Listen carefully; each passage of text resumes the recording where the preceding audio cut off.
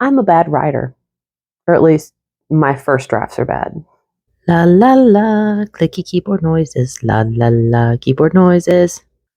I know it sounds weird for somebody who has a writing channel and who wants to become a published author to say that they're a bad writer. I mean, if I want people to read my stuff and to take me seriously, shouldn't I be more confident in my skills? Shouldn't I be telling people what an amazing writer I am and touting all of my skills so that people will line up around the block to buy my book?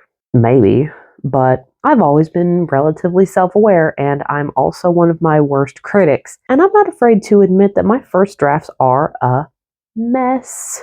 I overwrite some parts and I underwrite other parts. I usually start way too early in the story. I have continuity errors out the wazoo.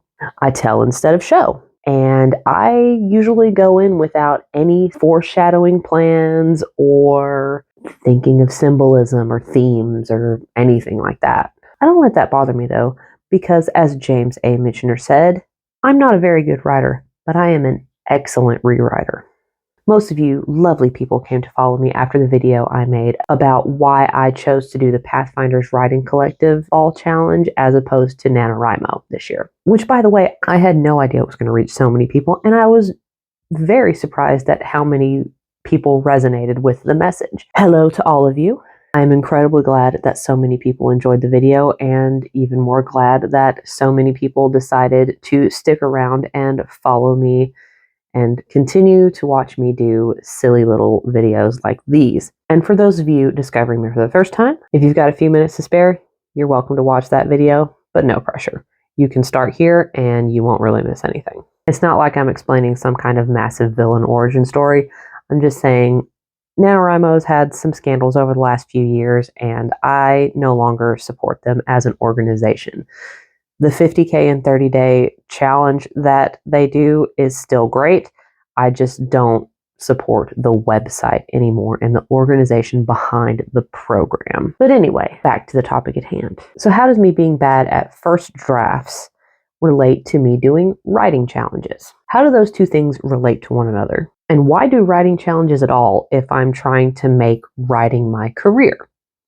Shouldn't I just be writing every day, striving for massive word counts? I like writing challenges. Under normal circumstances, am a very slow writer. Most of that is because I struggle with perfectionism. If I'm not in love with what I'm writing as I'm writing it, or if it doesn't perfectly match with the idea I've got in my head, which it never does, it becomes really easy for me to find ways to put off sitting back down to write. And because of that, I like writing challenges. Now, when I'm writing for a writing challenge, there's a deadline attached to it. It means I have to shut down that part of my brain that says I'm doing it wrong and that I have to get it perfect before I move on to the next bit. I can self-impose deadlines all day long, but the deadlines imposed on an official challenge, it lends it that bit of authority that I really seem to respond well to. I also do writing challenges because it's fun to connect with other people. It's fun knowing that other people are doing the exact same thing that I'm doing. Yes, throughout the year, everybody's going to be writing, and I can reach out to them. But during a writing challenge like the Pathfinders Writing Collective or NaNoWriMo, you have a higher number than normal of people getting together in dedicated spaces. So it's easier to reach out and connect with people. I'm not a part of any local writing groups, but it's nice to know that there are groups out there. You know, if I have a question, I can just throw it out there on the Discord and they can tag me whenever they read it. You know, if it's 2 hours from now before somebody's got an answer and it's another 2 hours before I can read it, that's great. Standing dates don't really work well for me because my schedule changes so often. But having things like a Discord group or you've got the Instagram page, I can just message somebody and then when somebody sees it, they can get back to me. Nobody wants to do this alone. I mean, you want to do it alone, but you don't really want to do it alone. It's nice to know there are other people doing it with you. I've been doing sprints I don't do that during the year, but during Paraiko, I can pop onto the Discord and I can do sprints. There's usually somebody there that's happy to do sprints with me. If I was just sitting there doing it by myself, I might only get 200 words in my writing session for that day. But if I do a sprint with somebody else, maybe now I jump it up to 400, you know? Maybe it's a undiagnosed neurodivergence in me, but I like the parallel body doubling type aspect of it, knowing that I'm not the only one doing the thing. It makes it a little bit less daunting to know it's not just me sitting by myself trying to get it done on my own with no help. Other divergent people, let me know if that makes sense. I feel like it makes sense, but I don't know. So the goal of a writing challenge, at least this one for me, is not perfection. It is to have something that I can work with to make better. I don't have to labor over a paragraph trying to make it fit the idea in my mind because the goal is not perfect. It is done. I know there is a lot to be said for quality over quantity, but considering the way that I sometimes underwrite, just getting the story out is what's important to me. I can flesh out stuff later, but I can't flesh out what I don't have. I can let the draft be bad during a writing challenge, and I should, because like Jodi Picoult says, you can edit a bad page. You can't edit a blank page. A writing challenge gives me permission to write the worst draft, the dumbest draft, the barest bones draft that I need in order to tell my story. I can flesh out the settings and punch up the dialogue and add in my little bits of foreshadowing later, but I can't do any of that if I'm muddling through a scene trying to make it perfect immediately. For now, I'm not being paid to write. This is technically a hobby for me right now, albeit one that I'm trying to pursue much more seriously than, say, the plastic canvas castle I haven't touched since before the hurricane.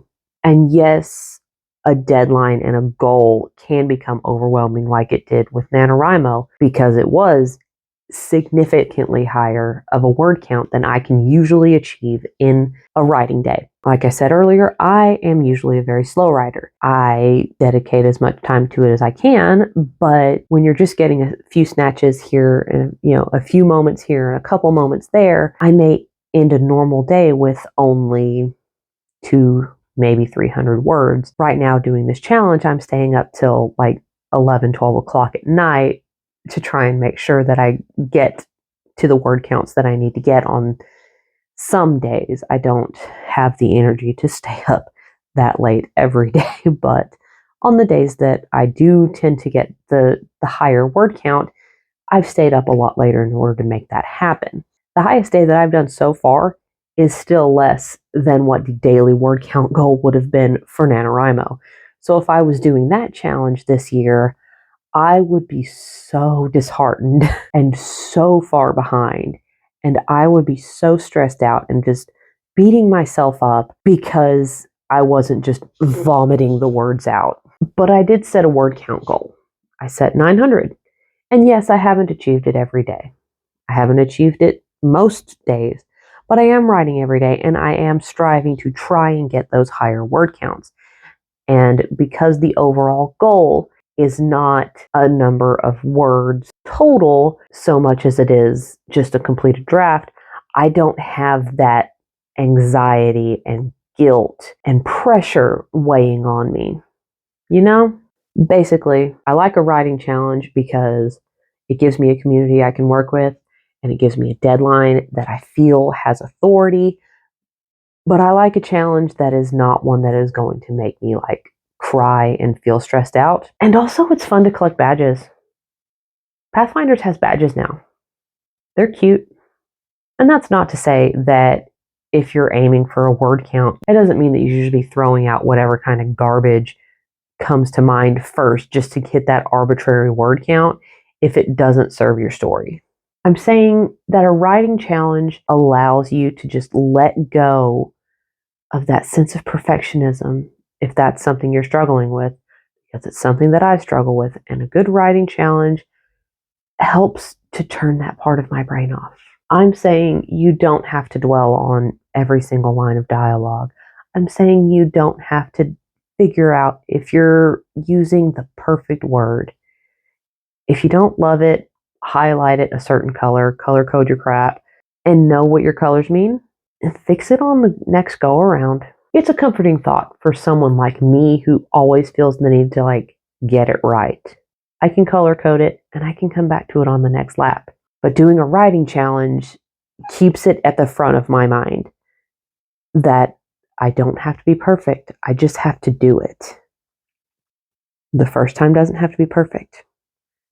Just has to exist. It doesn't matter if it's November or a random Thursday in March. That advice is good year round. Write the draft messily if you have to. It can be bad, and that's okay. If you're writing for fun or you're looking to publish, remember that if you don't like it now, you can fix it later. Your first draft is not your last draft. As long as the bones are good, you can build, but you can't fix what's not there. Don't compare somebody's final draft to your first draft. You don't know how many rewrites somebody went through before they published that novel. You don't know how many eyes have gone over it and helped them make that story better. You're writing your first draft. You're the only one that's seen it. Maybe a friend, maybe a partner, maybe a sibling, maybe a pet that has some level of literacy. The point is, your first draft isn't going to be good. You're going to have to edit it. At least for me, a writing challenge helps me focus on the fun and not the technical. If you're doing a writing challenge this fall, how's it going for you? Are you having fun? Are you struggling? Are you ahead? Are you behind? Have you completely scrapped your idea and started over? Are you not doing a writing challenge this fall? And if you are not, what are you doing to fill your fall days? Comments down below. Love to hear it. Thanks for hanging out with me today and listening to me ramble on about why I like writing challenges and why I think it is good to allow yourself to write a bad first draft. I hope this video has either helped to give you the encouragement you need to let go of your fears and write that first draft, perfectionism be damned, or at least has entertained you in some way. And speaking of damned, did you know that despite Samuel L. Jackson's reputation for dropping F-bombs, he only holds the third place title for most swear words in a movie? It's actually Jonah Hill that holds the record for the most swear words in a movie. Samuel Jackson is in third place, second place being Leonardo DiCaprio. Both 1 and 2 spots are because of the movie Wolf of Wall Street. Save that for your next trivia night. My name is Jennifer McPeak, and I am an unpublished author currently trying to finish a draft of a fantasy adventure by the end of January. And at some point, I hope to start publishing novels. If you'd like to follow me along on this journey, and I would love it if you did, I post new videos every other Wednesday, and I talk about writing, reading, arts and crafts, and other such things. I also have an Instagram account, J McPeak Writes, if you want to follow that as well. That's all for me today, and I will see you next time. Have a great day. Later. La la la, clicky keyboard noises. La la la, keyboard noises.